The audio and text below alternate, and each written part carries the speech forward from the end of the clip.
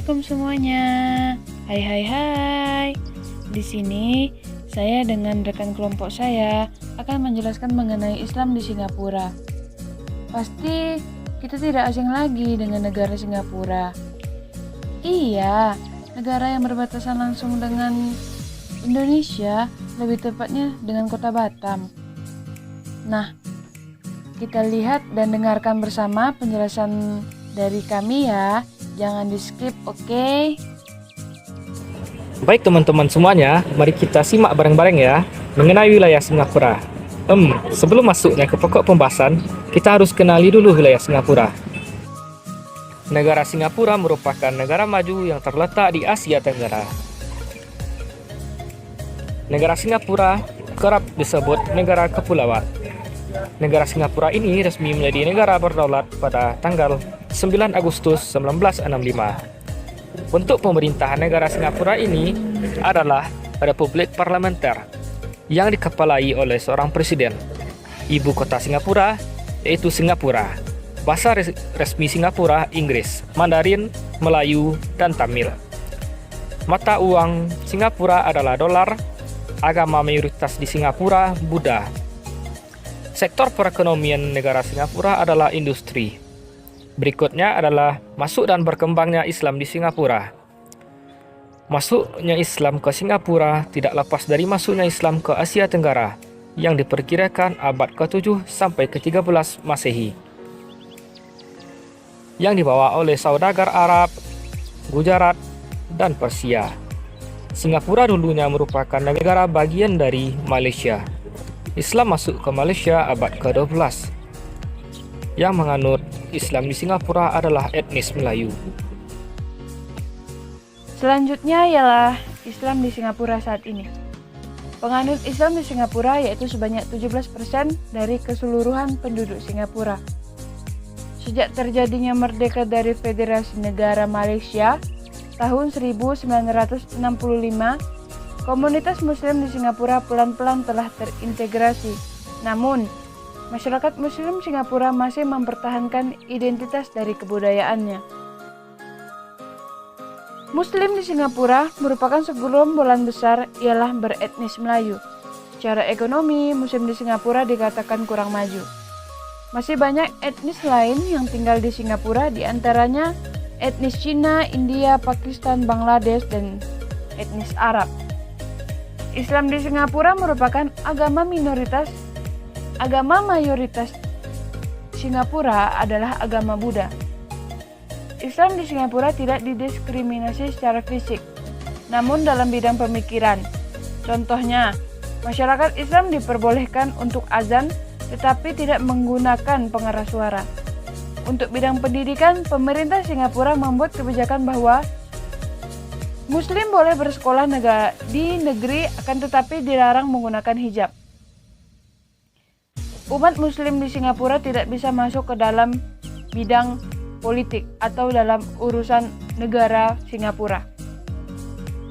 Singapura termasuk penganut sistem sekularisme atau biasa disebut sebagai sekuler. Maksudnya adalah pemerintah Singapura bersikap netral terhadap individu dan tidak memaksakan individu tersebut untuk memeluk agama. Islam di Singapura juga memiliki bidang pendidikannya tersendiri, yaitu dalam bidang madrasah. Umat Muslim di Singapura membangun tempat pendidikannya sendiri. Hal ini dikarenakan dalam sekolah umum, umat Muslim dilarang menggunakan hijab dan ketidakadanya pembelajaran agama. Walaupun masyarakat Muslim Singapura mengalami berbagai macam kendala, baik dalam bidang pendidikan maupun dalam bidang pelaksanaan ibadah, namun pemerintah Singapura tetap memperhatikan masyarakat Muslim sebagai salah satu penduduk pribumi atau penduduk asli Singapura. Hal ini nampaknya masyarakat Singapura lebih mengambil sikap adaptasionis dan kerjasama ketimbang melepaskan diri dari Ikatan Nasional Negara Singapura. Dengan dimotori atau dibarengi oleh imigran yang berasal dari Arab dan India dan juga dukungan yang dikeluarkan oleh golongan masyarakat Muslim Melayu.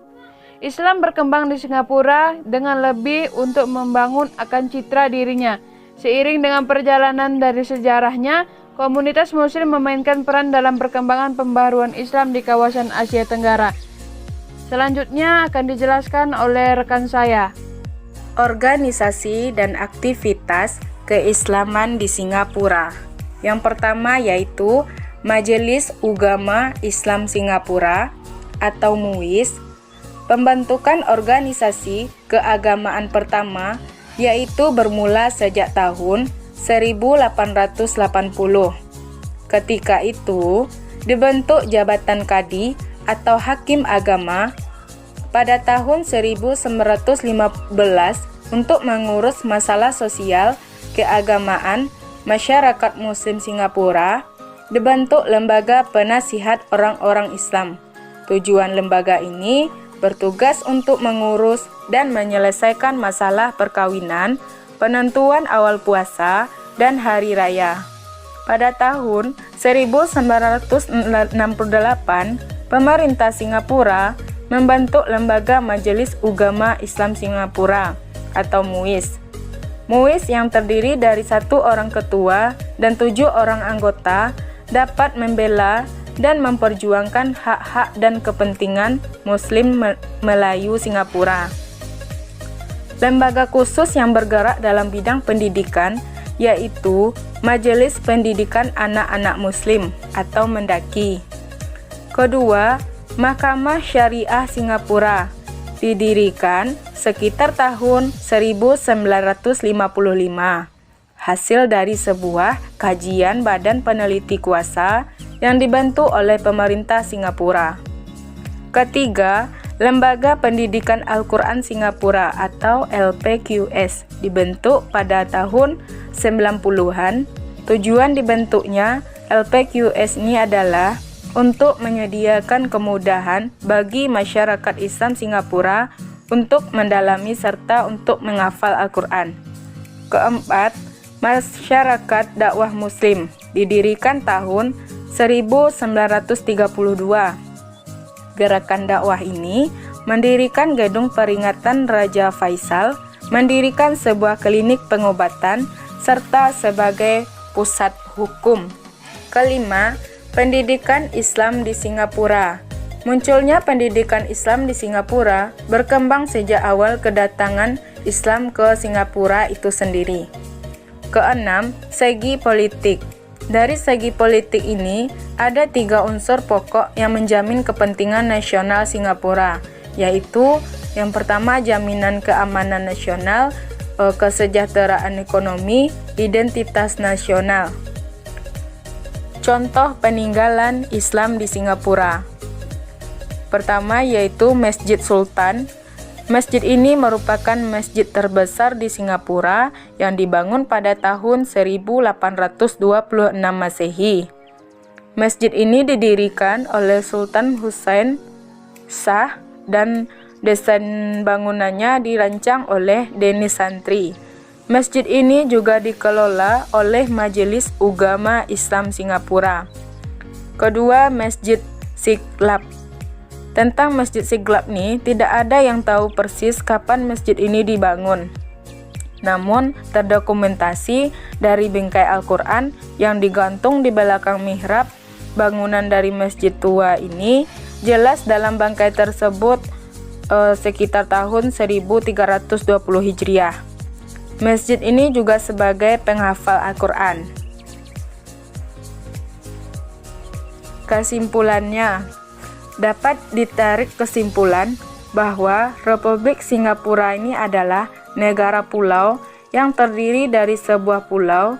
Dapat diketahui bahwa Singapura letaknya sangat strategis.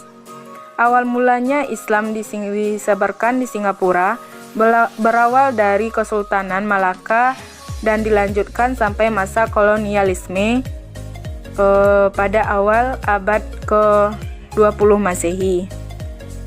Singapura juga merupakan negara terkecil di kawasan Asia Tenggara, tetapi sangat multikultural atau terdiri dari beragam budaya. Keberagaman budaya dan agama di negara ini terbentuk dari masyarakatnya yang berawal dari beberapa etnis, seperti Melayu, Tionghoa, India, dan Arab. Baik, sekian dari kami. Assalamualaikum warahmatullahi wabarakatuh.